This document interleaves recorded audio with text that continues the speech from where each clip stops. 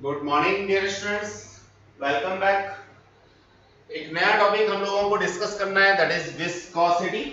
बड़ा काम का है, बड़े यूजफुल है। ब्रीफिंग लास्ट क्लास में हम लोगों ने यहाँ की थी, डिस्कस किया था कि मान लीजिए मेरे पास दो अलग अलग टब के अंदर वाटर और हनी दो चीजें हैं और मैं उनको किसी फनल के थ्रू पोर करता हूँ, डालता हूँ। तो ऐसी स्थिति में मैं क्या देखता हूँ कि जो हनी है वो बड़ा धीमे धीमे मूव करता है, जबकि वाटर एक अच्छे फ्लो के साथ में चला जाता है। तो डियर स्टूडेंट्स, विस्कोसिटी कॉन्सेप्ट जो है वो कहीं ना कहीं मुझे उसी से रिलेटेड डिस्कशन में लेना है। बेसिकली विस्कोसिटी को हम लोग लिक्विड फ्रिक्शन के नाम से जान सकते हैं। अब काफी कुछ हद तक हम लोग वहां पहुंच गए होंगे जहां हमें पहुंचना है। Basically viscosity is a internal dragging force which oppose relative motion between layers of a fluid। Fluid बोला तो नो डाउट हमें गैसेस और लिक्विड्स दोनों के लिए ही इसको डिस्कस करना होगा डियर स्टूडेंट्स। तो देखिए मैं यहाँ एक डायग्राम की हेल्प से आपको शो करना चाहूंगा। मान लीजिए ये मैंने किसी रिवर का व्यू ले रखा है। कौन सा व्यू ले रखा है डियर स्टूडेंट्स? रिवर का व्यू ले रखा है। रिवर में जो हमारा वाटर है वो फ्लोइंग होता है। तो ये मेरे पास नीचे इसका क्या हो गया, एक तरीके से जो फिक्स सरफेस है वो हो गया, अर्थ सरफेस हो गई, और ये ऊपर वाली सरफेस है। तो मैं यहाँ क्या अपियर करता हूँ, क्या महसूस करता हूँ कि जो नीचे वाली लेयर है वो तो नो डाउट रेस्ट में है। जो वाटर के molecules in contact of soil है या सैंड है वो तो मेरे रेस्ट में है, और जो सबसे ऊपर वाली लेयर है इसकी वेलोसिटी कंपैरेटिवली ज्यादा है। तो डियर स्टूडेंट्स, कहीं ना कहीं इन लेयर्स के बीच में एक रिलेटिव मोशन है। उस रिलेटिव मोशन की वजह से ही सबसे ऊपर वाली लेयर की वेलोसिटी ज्यादा है और सबसे नीचे वाली लेयर की वेलोसिटी कम है। तो ऑब्वियसली इन कॉन्सिक्यूटिव लेयर्स के बीच में जो फोर्स ऑफ फ्रिक्शन लगेगा या ड्रैगिंग फोर्स लगेगा, इसी ड्रैगिंग फोर्स को मैं नाम देता हूं विस्कस फोर्स, और इस प्रॉपर्टी को कहता हूं विस्कोसिटी ऑफ ए फ्लूइड। तो dear students, I hope so आपको ये बात समझ में आ गई होगी कि विस्कोसिटी है क्या। ये कुछ भी नहीं है, ये फ्रिक्शन जैसा ही है। फ्रिक्शन नहीं कह सकते इसको, क्योंकि कई सारी कैरेक्टरिस्टिक्स विस्कोसिटी की बिल्कुल डिफर है फ्रिक्शन से। तो मैं अभी उनको भी लिस्ट करूंगा, आपको एक्सप्लेन करूंगा। लेकिन विस्कोसिटी या विस्कस फोर्स जो है वो क्या है? वो ड्रैगिंग फोर्स है जो अपोज करता है relative motion between two layers of a fluid. तो ये विस्कोसिटी का कॉन्सेप्ट है डियर स्टूडेंट्स। अब हम लोग आगे बढ़ना चाहेंगे। यहां मैंने एक्सप्लेन भी किया, viscosity is a property of a fluid by virtue of which N internal force of friction comes into play when a fluid is in motion and which oppose the relative motion between its different layers। तो जो बात मैंने आपको यहाँ पे ऊपर explain की थी उसी बात को हम लोगों ने यहाँ मेंशन किया है एग्जाम में लिखने के लिए। एक दूसरा एग्जांपल हम ले सकते हैं, अगर रिवर हमने नहीं देखी है या रिवर का हम लोग कॉन्सेप्ट अपने दिमाग में नहीं ला पा रहे, तो मान लीजिए हम बाथरूम में हमने नहाने के लिए पानी डाल दिया बकेट में, और उसमें बीच में हम लोगों ने अपने हैंड से उसको क्या किया, रोल ऑफ किया। और रोल ऑफ करने के बाद देखते हैं तो हम क्या देखते हैं कि सेंटर पे जो हमारा लिक्विड है वो बहुत फास्ट मूव कर रहा है, और जो आउटर सरफेस है वहां पे जो लिक्विड है वो कंपैरेटिवली काफी धीमे धीमे चल रहा है। हम देखते भी हैं यहाँ पे एक पंप भी बन जाता है ड्यू टू सेंट्रीफ्यूगल फोर्स। तो नो डाउट ये चीज हम लोग एक्सपीरियंस कर सकते हैं एक बकेट में वाटर लेकर के। तो ये भी हमारा कहीं ना कहीं रिलेटिव मोशन है लेयर्स के बीच में, जिनके बीच में एक ड्रैगिंग फोर्स लग रहा है। उस ड्रैगिंग फोर्स को ही विस्कस फोर्स हम लोग कह रहे हैं, और लिक्विड की या फ्लूइड की इस प्रॉपर्टी को हम लोग विस्कोसिटी कह रहे हैं। तो dear students, viscosity is a property, viscous force is a abstract force which comes in play whenever there is a relative motion between two layers of a fluid।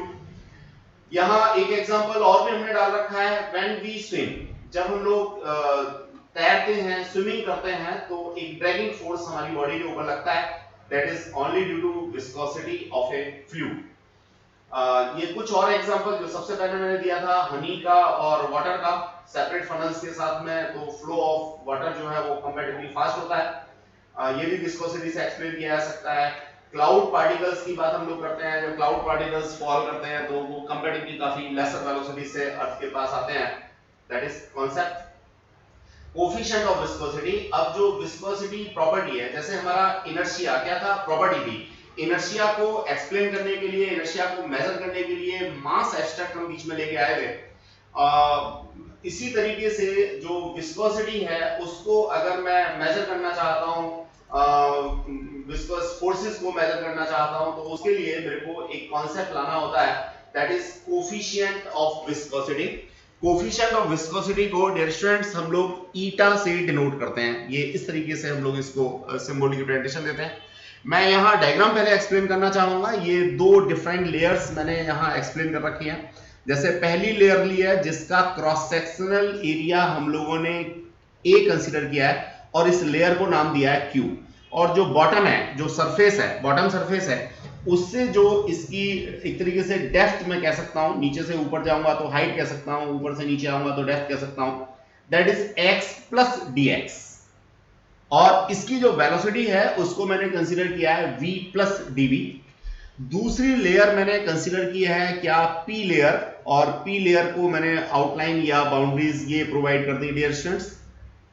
p layer की जो depth है उसको मैंने x यहां पे mention किया हुआ है, और v जो है इसकी वेलोसिटी को मैंने एक्सप्लेन किया हुआ है। दोनों वेलोसिटी की डायरेक्शन सेम है, इनके बीच में एक विस्कस फोर्स लगेगा, ड्रैगिंग फोर्स लगेगा, जिसको मैं यहाँ F से डिनोट कर रहा हूं। दो लेयर्स के बीच में इतना गैप कभी होता नहीं है, लेकिन हमने अपने पर्पस के लिए आपको एक्सप्लेन करना है, इसलिए इतना गैप यहाँ पे दिखा रखा है। तो डियर स्टूडेंट्स, एक्सपेरिमेंटली मैं इसको एक्सप्लेन कर सकता हूँ, एक तरीका और भी है, हमारा डिफरेंट बुक्स में मिलता है, लेकिन हम लोग इसको एक्सपेरिमेंटली ही यहाँ पे देखना पसंद करेंगे। एक्सपेरिमेंट के बेसिस पे जो ड्रैगिंग फोर्स F है वो हमारा किस किस बात के ऊपर डिपेंड करता है। Dragging force F directly proportional to area, जो भी हम लोगों ने इनका एरिया ले रखा है, कॉमन क्रॉस सेक्शनल एरिया हमें लेना है। अगर एक सरफेस हमने बड़ी ले रखी है, दूसरी छोटी ले रखी है, तो ऑब्वियसली हमें छोटी वाली सरफेस का ही एरिया यहाँ पे कंसीडर करना है, ये area common cross sectional area है। तो ड्रैगिंग फोर्स F, या जिसको मैं विस्कस फोर्स कहता हूं F, that is directly proportional to cross sectional area. Dear students, दूसरा मेरा है प्रोपोर्शनल टू वेलोसिटी ग्रेडियंट। अब देखिए वेलोसिटी ग्रेडियंट जो है ये मेरे पास एक नया एस्पेक्ट आया है। वैसे तो 12th में मैं पढ़ूंगा क्या पोटेंशियल ग्रेडियंट, तो इसी से एनालॉगस मिल जाएगा, आसानी हो जाएगी मुझे। ये वेलोसिटी ग्रेडियंट क्या है, देखिए समझिए। वेलोसिटी ग्रेडियंट है dv ओवर dx। dx है इन दोनों के बीच की डिस्प्लेसमेंट, और dv है चेंज इन वेलोसिटी। नीचे वाली वेलोसिटी है v, ऊपर वाली है v प्लस dv, तो इन दोनों के बीच में जो रिलेटिव वेलोसिटी है या वेलोसिटी का डिफरेंस है वो dv है, और इन दोनों के बीच में जो सेपरेशन है वो dx है। तो इसे मैं वेलोसिटी ग्रेडियंट कहता हूं। क्या कहता हूं डियर स्टूडेंट्स, वेलोसिटी ग्रेडियंट। इसकी यूनिट की बात करूंगा तो मीटर पर सेकंड अपॉन में मीटर, इस तरीके से मेरे को इसकी क्या मिल जाएगी, यूनिट मिल जाएगी वेलोसिटी ग्रेडियंट की। मैं इसको डिफाइन भी कर सकता हूं, change in velocity per unit displacement, change in velocity per unit displacement, मैं इसको डिफाइन भी कर सकता हूं, किसको, वेलोसिटी ग्रेडियंट को।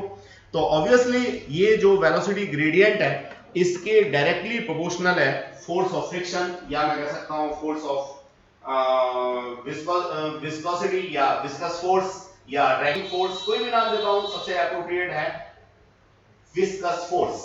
तो ये मेरे पास हो गया प्रोपोर्शनल टू वेलोसिटी ग्रेडियंट। इन दोनों को मैंने रिजेंबल किया, तो ये जो प्रोपोर्शनलिटी का साइन है इसको इक्वल टू में कन्वर्ट किया, तो मेरे पास आ गया माइनस का ईटा। डियर स्टूडेंट्स, माइनस का साइन इसलिए आया because of it is a dragging force, और eta is termed here as coefficient of viscosity, that is coefficient of viscosity. अब यहां से मैं ईटा को सेपरेट करके क्या कर सकता हूं, इसकी डायमेंशंस निकाल सकता हूं, इनको डिफाइन भी कर सकता हूं, बहुत सारे काम कर सकता हूं। माइनस का साइन तो जैसा मुझे पता है वो किसके लिए है, डायरेक्शन के लिए है, तो ईटा इक्वल्स टू हो जाएगा force into dx, relative displacement between two layers, cross sectional area that is common cross sectional area into dv।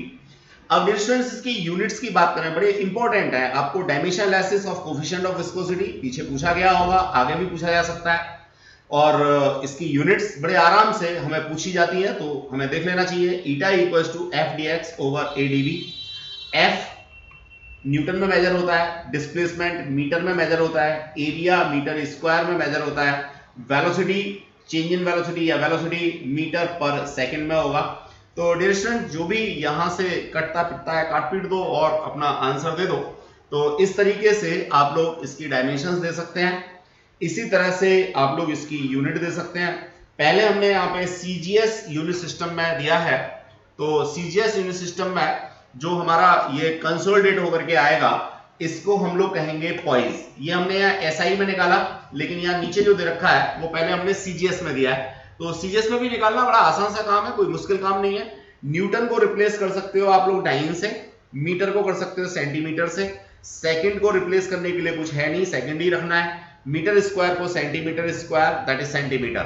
तो अगेन आप इसको अगर करोगे तो ये मेरे पास यहाँ पे मिल जाएगा, और डाइन को भी मैं फर्दर रिप्लेस कर सकता हूँ ग्राम के टर्म्स में, ग्राम फोर्स के टर्म्स में। तो ये आता है मेरा क्या, पॉइज। ठीक है बच्चों, तो कोफिशिएंट ऑफ विस्कोसिटी की जो यूनिट है वो कंसोलिडेटेड पॉइज है, साइंटिस्ट है पॉइज तो उनके नाम पे दे रखा है। और एसआई सिस्टम में अगर मैं इसको करता हूं तो इसे कहता हूं डेकापॉइज। क्या कहता हूं बच्चों, डेकापॉइज। तो यहां से ये जो कॉन्सेप्ट मेरे को निकल के आएगा, जिसको मैंने ये दे रखा है, तो ये मेरे पास निकल के आएगा डेकापॉइज का, और डायमेंशंस इसकी मेरे पास निकल के आएंगी ये वाली। तो आपको याद रखनी चाहिए, बहुत जरूरत पड़ती है इसकी। तो वन पॉइज इक्वल्स टू हम लोगों ने यहाँ पे लिखा है एसआई सिस्टम, यहाँ नीचे हाईलाइट कर रखी है, दैट इज डेकापॉइज। और डेकापॉइज को ही हम लोग पॉइजलीज के नाम से जानते हैं, पॉइजली। गेटिंग द कांसेप्ट और नॉट? तो आई hope so coefficient of viscosity या विस्कस फोर्स का कांसेप्ट आपको क्लियर हो गया होगा। अब फार्मूला 1 हमने पढ़ा, तो इस पे एक छोटा सा न्यूमेरिकल भी कर लेते हैं। एग्जांपल 10 हमने यहाँ डाल रखा है, एक बार डिस्कस करते हैं। देखिए क्या है एग्जांपल नंबर 10, बड़ा आसान सा है। बस ध्यान ये रखना है कि या तो सारे के सारे जो पैरामीटर्स हैं उनको एसआई सिस्टम में लेना है, या तो सारे के सारे पैरामीटर्स को सीजीएस सिस्टम में लेना है। कोशिश कीजिएगा एसआई में ही लीजिएगा। A square metal plate of 10 centimetre side. अब देखिए साइड का मुझे जरूरत नहीं पड़ती, मुझे एरिया चाहिए होता है, तो मैं यहाँ पे 10 × 10 सेंटीमीटर स्क्वायर इसका एरिया लिख लूंगा। Moves parallel to another plate with a velocity of 10 metre per second. Velocity जो है वो 10 मीटर पर सेकेंड है। अब जरा देखिए ये मेरा सीजीएस में था, ये एसआई में, तो कॉन्ट्रैक्टरी कहीं ना कहीं होगा, इसलिए मेरे को इसको एसआई में कन्वर्ट करना होगा। Both plates emerge in water. अब इन दोनों प्लेट्स को, मान लीजिए मेरे पास में एक प्लेट ये है बच्चों, और दूसरी प्लेट जो है वो सपोज ये है, ये एक के ऊपर एक स्लाइड कर रही थी। अब इन दोनों प्लेट्स को मैंने कहां डाल दिया, पानी के अंदर डाल दिया। ये मैंने इनको पानी के अंदर डाल दिया, यानी बीच में अब क्या आ गया बच्चों, इनके पानी आ गया यहाँ पे। ठीक है, आगे क्या कहता है, if the viscous force is 200 dyne. अब देखो यहाँ पे ये 200 डाइन दे रखा है, तो कहीं ना कहीं मेरे को सीजीएस सिस्टम में ही इसको पूरे को कंसीडर कर लेना चाहिए, वही ज्यादा फायदेमंद होगा। फाइनली आई ने कंप्यूटेड इन एसआई सिस्टम। तो बहुत सारी यूनिट्स को मैं यहाँ पे कन्वर्ट करूँ, इससे बेटर है कि फाइनल जो आंसर आएगा उसको मैं एक बार में ही कन्वर्ट कर लूंगा। तो फोर्स ऑफ फ्रिक्शन जो है वो कितना दे रखा है, 200 डाइन दे रखा है। मैं इसको यहाँ कन्वर्ट कर देता हूँ 10 मीटर पर सेकेंड को, that is 10 × 10⁻² centimetre per second. ठीक है, चलिए आगे बढ़ते हैं। Emerge in water if the viscous force is 200 dyne and viscosity of water is, तो ये ईटा की वैल्यू दे रखी है, पॉइज में दे रखी है, तो eta is equals to 0.01। What is their distance apart, यानी इन दोनों के बीच में ये वाली जो डिस्टेंस है जिसको हमने dx लिखा था डियर स्टूडेंट्स, इसको कंप्यूट करना है। तो देखिए क्वेश्चन पढ़ते जाइए, अपने ब्रेन में डायग्राम बनाते जाइए, या अगर आप ब्रेन में बहुत ज्यादा अच्छे से डायग्राम अभी नहीं बना पा रहे हैं, फर्स्ट टाइम इसको पढ़ रहे हैं, तो आप अपनी कॉपी के ऊपर जैसे मैंने डायग्राम बनाया ये अप्रोच आप रखिए, क्वेश्चन कभी हो ही नहीं सकता कि ना हो। और डियर स्टूडेंट्स देखिए कोई शॉर्टकट नहीं है यहाँ पे, नो डाउट जैसे जैसे हम टॉपिक आगे बढ़ाते हैं वैसे वैसे हर टॉपिक पे बेस एक दो न्यूमेरिकल हम करते रहें, तो फाइनली हमें न्यूमेरिकल्स में कभी प्रॉब्लम आ ही नहीं सकती। लेकिन कोई स्टूडेंट ये कहता है कि जी मैं 8 महीने तो पढ़ा नहीं, अब मेरे को तो 3 महीने के अंदर सारी फिजिक्स खत्म करनी है, भैया कर सकते हो लेकिन टाइम ज्यादा देना पड़ेगा। ओवरऑल पूरे साल में टाइम तो उतना ही देना पड़ेगा, चाहे आप कंटिन्यूअसली देते रहो या फिर लास्ट में आकर के टाइम दे लो, काम तो करना पड़ेगा। चलिए तो डियर स्टूडेंट्स, अब देखिए ये सारे पैरामीटर्स लिए मैंने, फोर्स का फॉर्मूला मेरे पास एक ही है, माइनस के साइन को यहाँ पे इग्नोर कर दिया है। क्यों इग्नोर कर दिया है? क्योंकि मुझे पता है ये ड्रैगिंग फोर्स है। अब इसमें F मेरे पास है, ईटा मेरे पास है, एरिया मेरे पास है, dV मेरे पास है, dx मुझे क्या करना है? सेपरेट करना है। तो I may go through here, dx is equals to minus का ईटा a dV over फोर्स। देखिए पहले आप अपने वर्किंग फॉर्मूले को इस फॉर्म में ले आइएगा, इसके बाद उसमें वैल्यूज डालिएगा, तो मिस्टेक होने के चांसेस जो है कंपैरेटिवली काफी कम हो जाते हैं। चलिए स्टूडेंट्स, तो मैं समझता हूं ये क्वेश्चन आप लोग लगा पाएंगे। अब इसमें कुछ बचता भी नहीं है, कैलकुलेशन है। बाकी क्वेश्चंस मैं आप लोगों को एज असाइनमेंट यहाँ पे छोड़ दे रहा हूँ, आप इन क्वेश्चंस को लगाइएगा। इन केस अगर आपको कहीं भी कोई डाउट है तो simply you may WhatsApp, don't call please, simply you have to make a WhatsApp.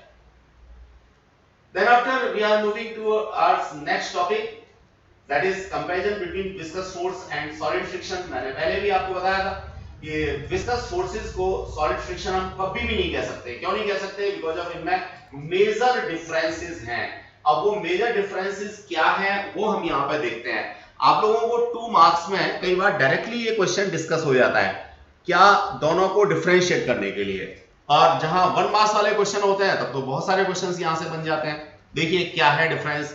इधर हमने विस्कस फोर्स लिया है, सॉलिड फ्रिक्शन लिया है। सबसे पहली बात, जो विस्कस फोर्स है वो एरिया के डायरेक्टली प्रोपोर्शनल होता है, F directly proportional to area, जबकि जो फ्रिक्शन है वहां पे मिसपरसेप्शन किसी स्टूडेंट का हो सकता है, लेकिन सॉलिड फ्रिक्शन एरिया के ऊपर डिपेंड नहीं करता। Area whatever so, solid friction depend नहीं करेगा। नेक्स्ट हम लोग पढ़ते हैं the direction is proportional to the relative velocity. देखिए जो विस्कस फोर्स है वो रिलेटिव वेलोसिटी के ऊपर डिपेंड करते हैं।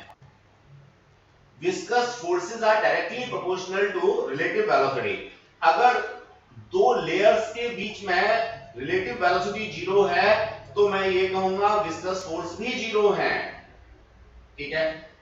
जबकि सॉलिड फ्रिक्शन जो होता है, सॉलिड फ्रिक्शन रिलेटिव वेलोसिटी के ऊपर डिपेंड नहीं करता, ये इंडिपेंडेंट होता है, जबकि ये प्रोपोर्शनल होता है। ये दोनों में डिफरेंस है।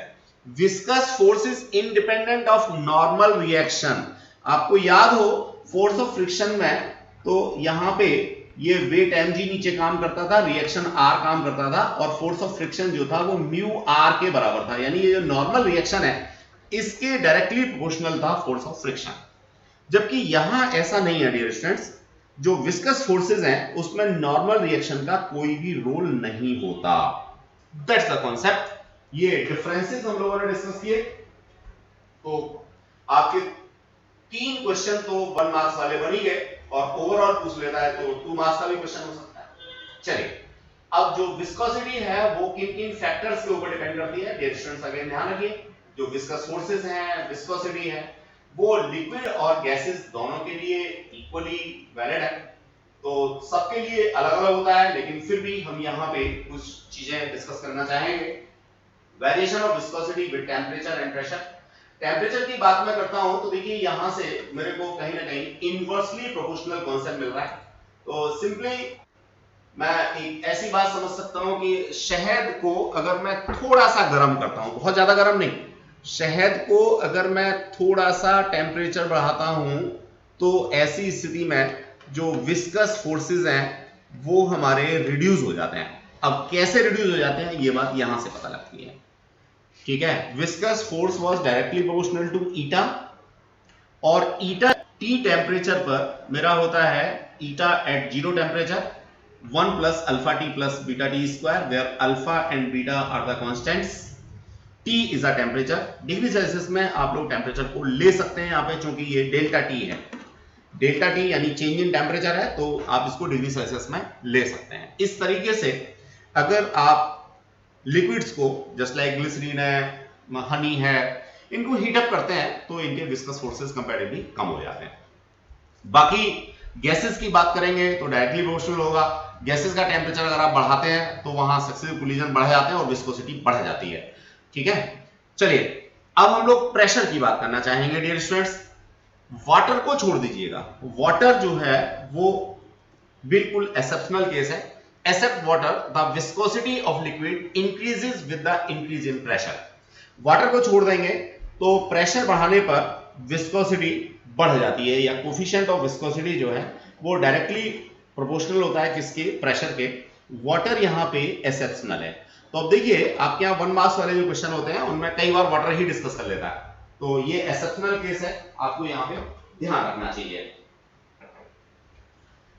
गैसेस का केस नॉर्मली लिक्विड्स के केस में उल्टा होता है, तो ये भी हमें ध्यान रखना होगा। In case of water viscosity decreases with increase in the pressure for first few 100 atmospheric pressure, इसके बाद फिर डायरेक्टली प्रोपोर्शनल आ जाता है।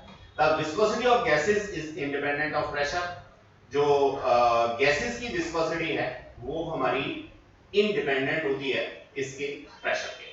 चलिए dear students, practical applications of knowledge of viscosity की हम लोग बात करना चाहेंगे। सारे थ्योरेटिकल कॉन्सेप्ट्स हैं। आपने कभी ध्यान किया हो जब आप लोग पेट्रोल पंप पे जाते हैं तो पेट्रोल पंप पे जो एड मिलता है मोबिल ऑयल्स का, उसमें मिलता है retain its viscosity up to 105 degree Celsius. इसका मतलब क्या है?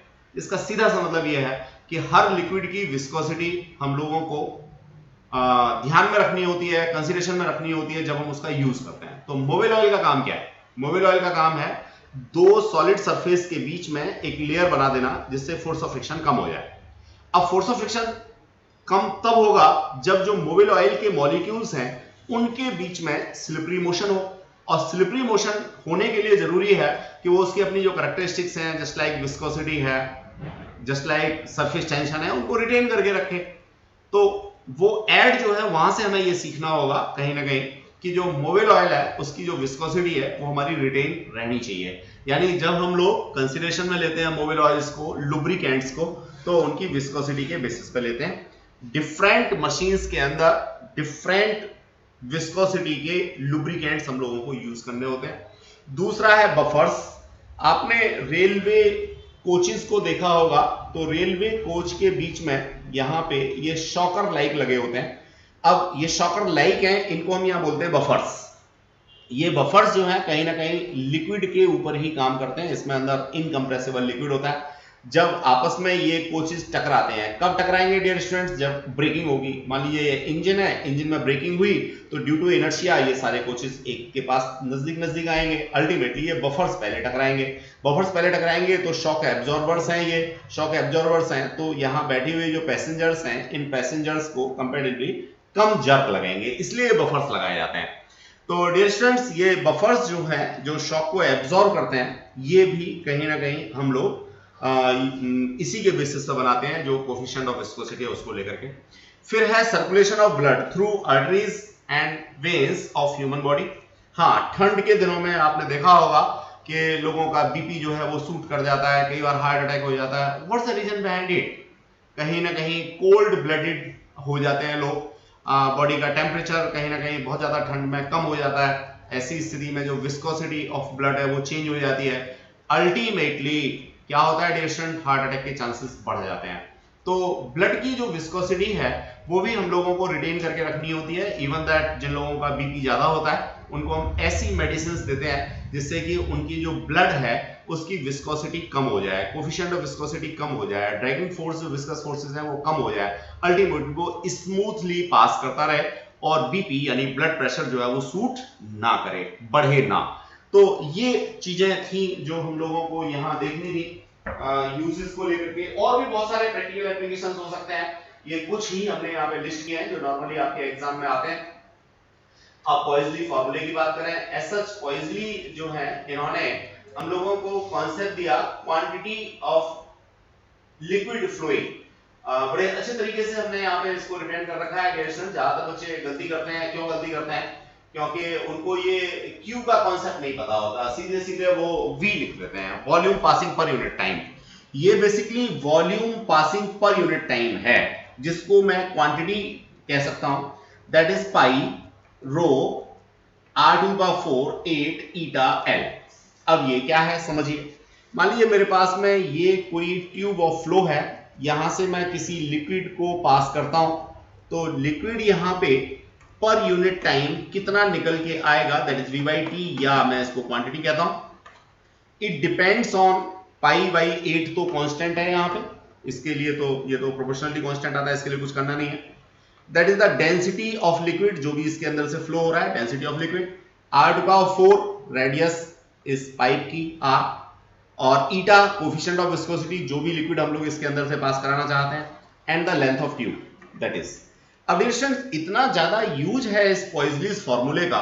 देखिए, महाराष्ट्र से हम लोग पीएनजी लेकर के आते हैं दिल्ली में, हम लोग बहुत लंबी लंबी पाइपलाइंस लेकर के समुद्र के थ्रू क्रूड ऑयल को लेकर के आते हैं मथुरा रिफाइनरी तक, या व्हाटएवर सो और भी रिफाइनरीज तक।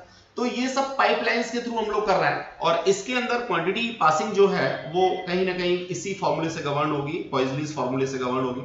मैंने आपको यहाँ पे डिस्क्रिप्शन दे दिया लेंथ का, क्रॉस सेक्शनल एरिया के लिए, आर का, डेंसिटी का।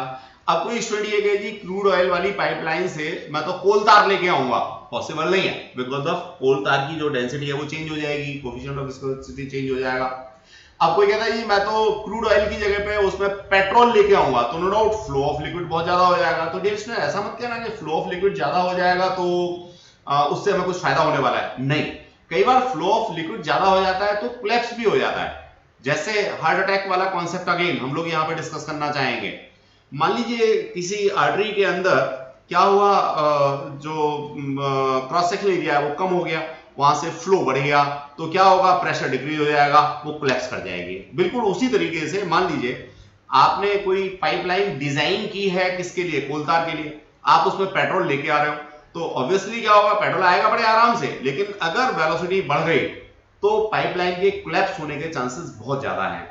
तो डियर स्टूडेंट्स, वैसे तो हम लोग सेफ्टी मेजर्स 100 टाइम्स तक के लेकर के चलते हैं, तो इस तरह की इवेंट्स होती नहीं है, लेकिन फिर भी being a scientist, being a physics student, physics learner, हमें ये सारी बातें पता होनी चाहिए। तो एग्जैक्टली 11th और 12th जो है वो एक ट्रेलर है कि भैया पॉइजलीज फार्मूला, अगर किसी को इंटरेस्ट आ गया, मजा आ गया इसको पढ़ते समय, तो वो इसी के ऊपर रिसर्च कर लेगा, इसी के ऊपर अपना पीजी कर लेगा बड़े आराम से। एक छोटा सा टॉपिक पॉइजलीज फार्मूला, यहाँ पे सिर्फ फार्मूला दिया, डेरिवेशन की बात ही नहीं है। हाँ, डेरिवेशन डायमेंशनली आप लोगों से डिस्कस कर चुका है, ठीक है ना, डायमेंशनली आप इसको निकाल के ला सकते हो।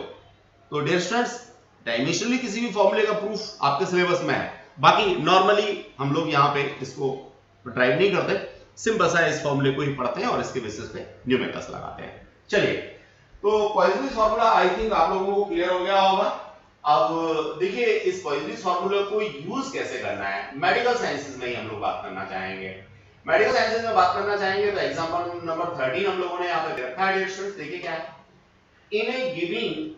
In giving a patient A blood transfusion, कई बार क्या होता है ब्लड की कमी हो जाती है तो हम पेशेंट को ब्लड देते हैं।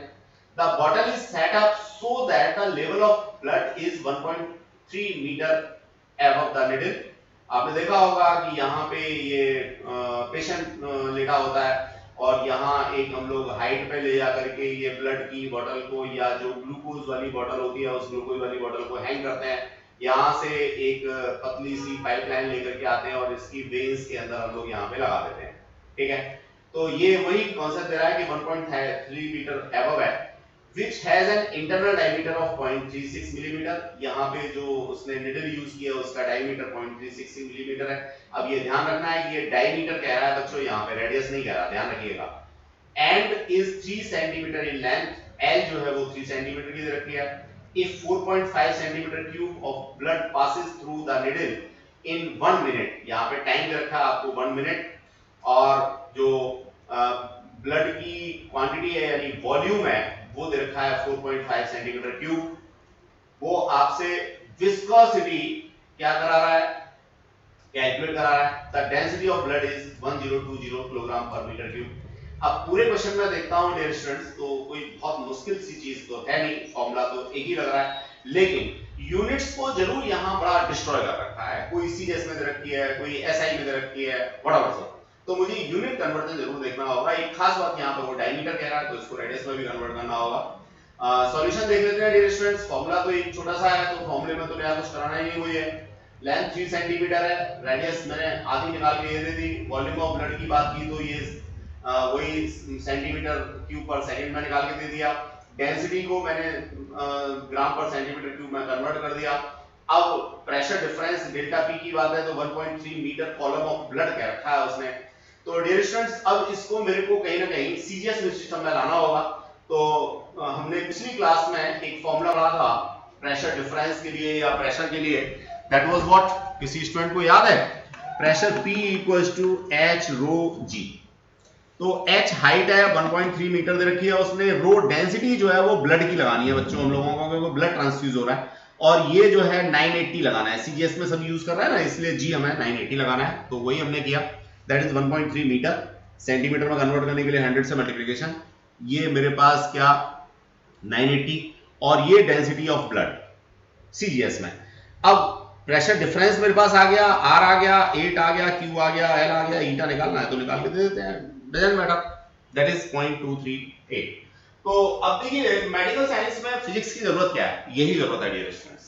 अभी तो यहां हम लोग जो लगने वाली नीडल है ना उसके क्रॉस सेक्शनल एरिया को भी कंप्यूट करेंगे, किस हाइट पे हमें ब्लड की बोतल को रखना है, किस हाइट पे हमें ग्लूकोज की बोतल को रखना है। तो देखिए वैसे तो जो हमारे इवन हाउस कीपिंग वाले लोग होते हैं, नर्सिंग वाले लोग होते हैं, उनको भी प्रैक्टिस से पता लग जाता है कि बुढ़ा आदमी है तो भैया इसको इस हाइट पे रखना है इसकी बोतल को, बच्चा है तो इस हाइट पे रखना है, और एडल्ट है तो उसका इस हाइट पे रखना है, ब्लड ट्रांसफ्यूज करना है तो इस हाइट पे रखना है, वो प्रैक्टिस से आ जाता है। लेकिन मैथमेटिकली और फिजिक्स की लैंग्वेज में अगर मैं इसको कैलकुलेट करना चाहता हूं तो वो यहीं से कैलकुलेट होकर आएगा, पॉइजनस फार्मूले से ही निकल के आएगा। तो इसलिए हम लोग मेडिकल साइंसेज में फिजिक्स पढ़ने की बात करते हैं डियर स्टूडेंट्स। चलिए अब आगे बढ़ते हैं हम लोग। नेक्स्ट कॉन्सेप्ट आता है हम लोगों का Stokes law. Again dear students it's a very important concept. Why it is important? Because of there is a experiment. हम लोगों के फिजिक्स लैब में स्टोक्स लॉ को लेकर के एक क्या है एक्सपेरिमेंट है। तो एक्सपेरिमेंट रिलेटेड क्वेश्चन आप लोगों के यहाँ फाइनल एग्जाम में भी आता है, आपको पता ही है, और इसके ऊपर वाइवा आप लोगों का लैब में भी बनता है, आपको ये भी पता है, इसलिए काफी इंपॉर्टेंस इसकी बढ़ जाती है। तो स्टोक्स लॉ है क्या ये हम बाद में पढ़ेंगे, पहले एक सिचुएशन यहाँ डिस्कस करते हैं। डियर स्टूडेंट्स मान लीजिए मेरे पास में ये कोई एक ट्रम्बलर है और इस ट्रम्बलर के अंदर सपोज मैंने ग्लिसरीन फिल कर रखी है, ठीक है, ये मैंने यहाँ पे ग्लिसरीन फिल कर रखी है। अब डियर स्टूडेंट्स मैं क्या देखता हूं कि अगर एक छोटी स्फेरिकल आयरन बॉल को, ध्यान रखिए छोटी है, स्फेरिकल है, आयरन की है, बॉल को मैं इसमें ड्रॉप करता हूं, थ्रो नहीं करता, ड्रॉप करता हूं, यानी इसकी इनिशियल वेलोसिटी 0 है। तो मैं क्या देखता हूं, पहले तो इसकी जो वेलोसिटी है वो बढ़ती है, लेकिन एक सर्टेन टाइम के बाद इसकी वेलोसिटी कांस्टेंट हो जाती है। अब ये कांस्टेंट क्यों हो जाती है, इसकी वेलोसिटी इस लिक्विड के अंदर चेंज क्यों हो जाती है? नॉर्मल एयर में डालते हो तो वेलोसिटी बढ़ती चली जाती है, सबने पढ़ा है, v equals to u plus at या v equals to u plus gt, फॉर्मूले से आप लोग निकाल के लाए। लेकिन वो फॉर्मूला यहां गवर्न क्यों नहीं होता, क्यों गड़बड़ हो जाती है, ये सब हम लोगों को डिस्कस करना है स्टोक्स फोर्स के अंदर, ठीक है। तो डियर स्टूडेंट्स अब मैं अगर लगने वाले फोर्सेस की बात करूं तो देखिए नीचे की तरफ इसका वेट mg काम करेगा, सब जानते हैं, ऊपर की तरफ अप थ्रस्ट काम करेगा, ये भी सब लोग जानते हैं, नोट्स में अप थ्रस्ट और ये सब क्या हमारा आर्किमिडीज प्रिंसिपल सारा हमने लास्ट में डाल रखा है, आप लोग चाहें तो वहां से पढ़ सकते हैं, नोट्स के अंदर पढ़ा हुआ। तो डियर स्टूडेंट्स ये मेरे पास अप थ्रस्ट हो गया, ये मेरे पास वेट mg हो गया। इसके अलावा इसके ऊपर एक फोर्स और काम करता है जिसे हम लोग स्टोक्स फोर्स के नाम से जानते हैं। अब स्टोक्स फोर्स किन किन बातों को डिपेंड करता है उसको लेकर के स्टोक्स लॉ बना दिया, बस इतनी सी बात है। तो डियर स्टूडेंट्स स्टोक्स फोर्स या स्टोक्स लॉ तभी काम करेगा जब मेरे पास ये बॉडी स्फेरिकल होगी और स्मॉल रेडियस की होगी। अगर ये स्फेरिकल नहीं है मैं स्टोक्स फोर्स या स्टोक्स लॉ नहीं लगाऊंगा, अगर ये बड़ी बॉडी है तभी भी मैं नहीं लगाऊंगा। तो डियर स्टूडेंट्स अब ये स्टोक्स लॉ क्या कहता है वो जरा समझिए। There is a backward viscous force acting on a small spherical body, clearly mention किया है, of radius r, moving with uniform velocity v through a fluid of viscosity q या eta, इसको मैं eta लिख देता हूं, is given by that is F equals to 6 pi eta r v. 6 constant, pi constant, eta coefficient of viscosity, r radius of small body, v is a velocity. इसका मतलब जब ये यहां से ट्रेवल करना शुरू करेगा, मैंने पहले ही कहा कि पहले इसकी वेलोसिटी बढ़ती है, उसके बाद कांस्टेंट होती है। तो डियर स्टूडेंट्स, जब तक रिलेटिव मोशन नहीं होगा तब तक स्टोक्स फोर्स काम में नहीं आएगा, जब तक इफेक्ट में नहीं आएगा।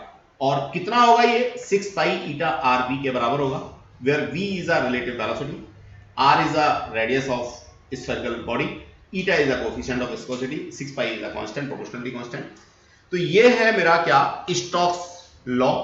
अब इसको अगर मैं प्रूव करना चाहता हूं तो अगेन डायमेंशनली मेरे को प्रूव करना है। जो विस्कस फोर्स है या ड्रैगिंग फोर्स है या स्टोक्स फोर्स है, मैं इसको यहां पे स्टोक्स फोर्स ही कहता हूं। स्टोक फोर्स डायरेक्टली प्रोपोर्शनल है कोएफिशिएंट ऑफ विस्कोसिटी के, रेडियस के, वेलोसिटी के। इन सबको मैंने ए बी सी डायमेंशंस दे दी या पावर्स दे दी के यहां प्रोपोर्शनलिटी कांस्टेंट ले लिया। डायमेंशनल एनालिसिस की हेल्प से मैं इसको प्रूव करके लाऊंगा। तो नो डाउट 6 पाई के बारे में तो ये कुछ भी नहीं बताएगा, लेकिन रिलेशनशिप मेरे पास ईटा आर बी की जरूर आ जाएगी। तो ये मैं यहां से प्रूव करके दे सकता हूं। स्टोक्स लॉ आई थिंक आप लोगों को समझ में आ गया होगा। कंडीशंस को ज्यादा ध्यान रखना है। स्मॉल स्फेरिकल बॉडी होनी चाहिए, तभी विस्कस फोर्स काम करेगा। नो डाउट स्टोक्स फोर्स जो है वो जो हमारी रेन ड्रॉप्स होती हैं उनके ऊपर भी काम करता है। अगर रेन ड्रॉप्स के ऊपर स्टोक्स फोर्स काम ना करे तो रेन ड्रॉप्स की वेलोसिटी इतनी ज्यादा हो जाएगी अर्थ तक आते आते कि वो निश्चित रूप से हमारे लैंटर को ब्रेक करके हम तक पहुंच जाएंगे। तीन टप्पर की तो बात छोड़ो, लैंटर ब्रेक करके आ जाएंगे। तो स्टोक्स फोर्स नो डाउट वहां पे काम करता है। तो डियर स्टूडेंट्स, ये हम लोगों ने यहाँ पे निकालने की कोशिश की है डायमेंशनली। तो मुझे नहीं लगता कि इसमें मुझे कुछ नया बताना है, ये मैं फर्स्ट चैप्टर में सबको करा चुका हूं। ठीक है, अब जो खास बात थी वो जो भी मैंने एक्सप्लेन किया उसको यहाँ पे लिख ही रखा है। क्या? Conditions under which Stokes law valid, the fluid through which the body moves has infinite extension. इसका मतलब फ्लेक्सिबल होना चाहिए, आराम से उसके अंदर मूवमेंट होना चाहिए। The body is perfectly rigid, body मेरी रिजिड होनी चाहिए। There is no slip between the body and fluid, body और फ्लूइड के बीच में स्लिपिंग नहीं होनी चाहिए, रिलेटिव मोशन होना चाहिए proper. The motion of body does not give rise to turbulent. अब ये टर्बुलेंट क्या होता है आगे हम लोग अभी एक्सप्लेन करने वाले हैं। ठीक है, यानी नॉर्मल मोशन होना चाहिए।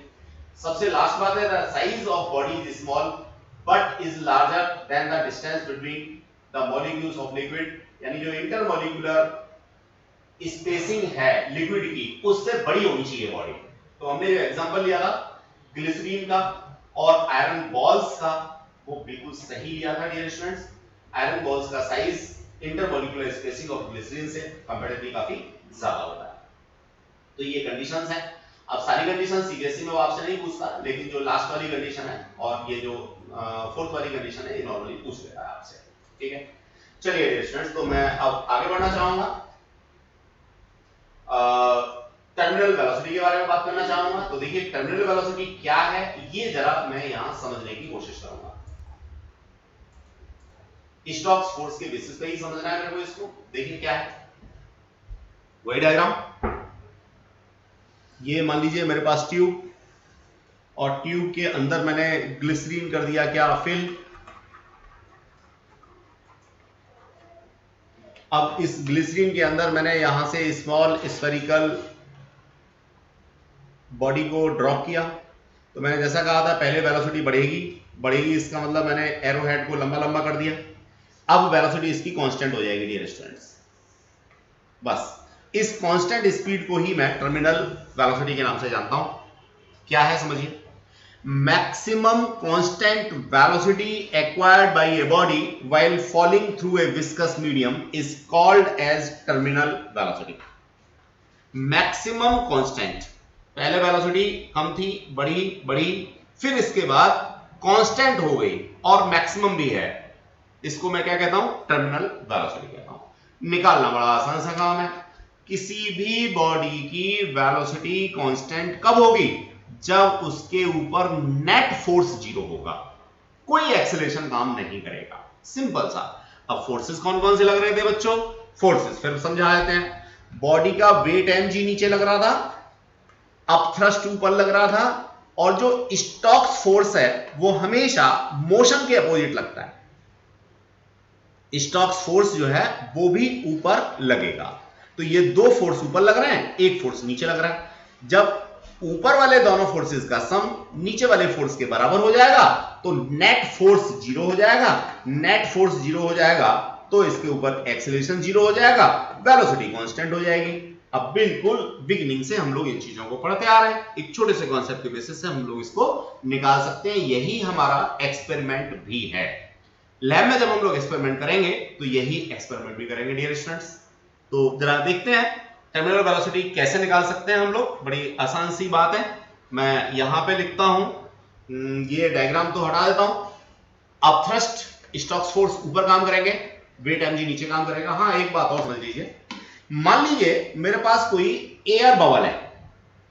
अब एयर बबल है तो ऑब्वियसली ऊपर आएगा वो। तो इस स्थिति में एयर बबल का वेट mg नीचे काम करेगा, अब थ्रस्ट ऊपर काम करेगा, मोशन ऊपर की तरफ हो रहा है इसलिए स्टोक्स फोर्स नीचे की तरफ काम करेगा। यह बात आप समझ लीजिएगा। तो स्टोक्स फोर्स ऑलवेज मोशन के अपोजिट काम करता है, यह बात मुझे यहां से जरूर एम्फेसिसली समझनी। अब फॉर्मूले का डेरिवेशन कैसे होगा जरा समझते हैं।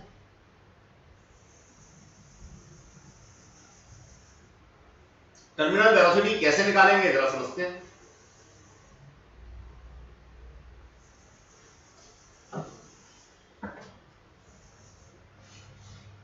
एग्जाम में कैसे लिखना है ये बात तो हमने यहां लिखी रखी है, समझाई रखी है। अब मैं यहां आपको समझाने की कोशिश करूंगा कि किस तरह से हम लोग इसको कंप्यूट करेंगे। चलिए, डायग्राम नीचे दे रखा है, इसी डायग्राम को यूज कर लेते हैं, टाइम थोड़ा सेव हो जाए। ये इसी डायग्राम के बेसिस पे हम लोग निकालने की कोशिश करते हैं। देखो बच्चों, ये मेरे पास स्फेरिकल बॉडी है। सपोज इसका रेडियस स्मॉल r है और इस स्फेरिकल बॉडी की जो डेंसिटी है वो रो है और जो लिक्विड है इसकी डेंसिटी सिग्मा है। अब जरा देखते हैं कितना मजेदार सा केस निकल जाता है। देखिए, मैं पहले यहां अपथ्रस्ट की बात करता हूं। अपथ्रस्ट इक्वल्स टू क्या होगा? अपथ्रस्ट इक्वल्स टू होगा weight of displaced liquid, weight of displaced liquid. अब वेट ऑफ डिस्प्लेस्ड लिक्विड है, इसका मतलब volume of displaced liquid multiplied by density of displaced liquid, ये हो गया मास मल्टीप्लाइड बाई ग्रेविटेशनल एक्सलेशन। अब वॉल्यूम ऑफ डिस्प्लेस्ड लिक्विड क्या होगा? इस स्फेरिकल बॉडी के वॉल्यूम के बराबर ही होगा, that is 4/3 pi are cube. Volume of displaced liquid multiplied by density of liquid, मैंने डेंसिटी ऑफ लिक्विड यहां पे सिग्मा ले रखी है, मल्टीप्लाइड बाई जी। अब थ्रस्ट निकल के आ गया जी। अब मैं बात करता हूं किसकी? स्टोक्स फोर्स की, क्योंकि बॉडी का मोशन मैंने नीचे की तरफ ले रखा है तो स्टोक्स फोर्स ऊपर लगेगा। तो Stokes force that is equal to 6 pi eta R V. इन दोनों को एक जगह जोड़ना है तो मैं टोटल फोर्स जो ऊपर की तरफ लग रहा है इसको कह सकता हूं 6 pi eta R V plus 4/3 pi are cube density rho into G, density sigma into G. ये हो गया ऊपर की तरफ लगने वाला टोटल फोर्स एफ टोटल। अब जरा इसको मेरे को इक्वेट करना है किसके साथ में डियर स्टूडेंट्स? जो नीचे की तरफ बॉडी का वेट काम कर रहा है। बॉडी का वेट क्या होगा? अगेन m इंटू जी होगा। m क्या होगा? Volume of the solid sphere that is 4/3 pi are cube multiplied by density, density इसकी देखिए मैंने रो, तो ये हो गया volume into density mass multiplied by G. बस ये छोटी सी इक्वेशन मेरे पास आई। क्या? नेट फोर्स जीरो हो गया, ऊपर की तरफ लगने वाले फोर्सेस ये, नीचे की तरफ लगने वाला फोर्स ये, दोनों को इक्वेट किया। अब मैं इजीली यहां से क्या निकाल सकता हूं dear students? Coefficient of viscosity निकाल सकता हूं, बशर्ते बाकी सारी चीजें मुझे दे रखी हैं। तो एक्सपेरिमेंटली मैं वेलोसिटी फाइंड आउट करता हूं, ईटा निकाल के देता हूं। जो भी लिक्विड इसके अंदर मैंने ले रखा है, ये ईटा किसका है? जो लिक्विड मैंने ले रखा है, मान लीजिए ग्लिसरीन ले रखी है तो उसका ईटा निकालूंगा। या टर्मिनल वेलोसिटी मेरे को कैलकुलेट करनी है तो मैं इजीली टर्मिनल वेलोसिटी v यहां से निकाल सकता हूं, इसको vt लिख देता हूं। बिकॉज ऑफ फोर्स जब मेरा नेट फोर्स जीरो हो गया तो ऑब्वियसली एक्सेलरेशन जीरो हो गया, तो वेलोसिटी कांस्टेंट होगी, वेलोसिटी कांस्टेंट होगी तो उसी को मैंने क्या कहा है, टर्मिनल वेलोसिटी कहा। तो मैं ईटा भी निकाल सकता हूं, वेलोसिटी ऑफ मैक्सिमम वेलोसिटी या टर्मिनल वेलोसिटी भी यहां से निकाल के दे सकता हूं। तो डियर स्टूडेंट्स, इसको हमें लिखना कैसे एग्जाम में, ये बात हम लोगों ने यहाँ पे एक्सप्लेन कर रखी है, समझा रखी है, आप इसको देख सकते हैं। सारी चीजें वेट को यहाँ एक्सप्लेन किया, फिर यहाँ पे अपथ्रस्ट को एक्सप्लेन किया और स्टॉक्स फोर्स को एक्सप्लेन किया, फिर हम लोगों ने फाइनली ये यहाँ पे वैल्यू डाल दी और यहाँ से v की वैल्यू निकाल के दे दी। ये एक ग्राफ भी बना रखा है डियर स्टूडेंट्स हमने वेलोसिटी ऑफ टाइम को लेकर के। टर्मिनल वेलोसिटी पे एक्सीलरेशन मेरा जीरो हो जाता है या कांस्टेंट वेलोसिटी हो जाती है, मैक्सिमम हो जाती है। तो ये ग्राफ भी आप लोग बना के दे सकते हैं। आगे हम लोग इसके बेसिस पे एक छोटा सा न्यूमेरिकल करने की कोशिश करेंगे। तो मुझे नहीं लगता कोई मुश्किल चीज है, फॉर्मूला तो हमने यहाँ लिख ही रखा है, आप लोग इसको याद कर लेंगे, अपनी मेमोरी में डाल लेंगे। ड्राइव करना तो आसान काम है, लेकिन अगर फॉर्मूला याद होगा तो जल्दी से आप लोग इसको कर पाएंगे। एग्जाम्पल नंबर 14 देखते हैं। An iron ball of radius 0.3, अब देखिए इसकी यूनिट नहीं दे रखी तो कहीं ना कहीं गड़बड़ तो है, चलो आगे देखते हैं। सेंटीमीटर ही होनी चाहिए, 0.3 मीटर तो होगी नहीं, चलो मैं सेंटीमीटर लिख देता हूं, इसी में से कर देते हैं जी।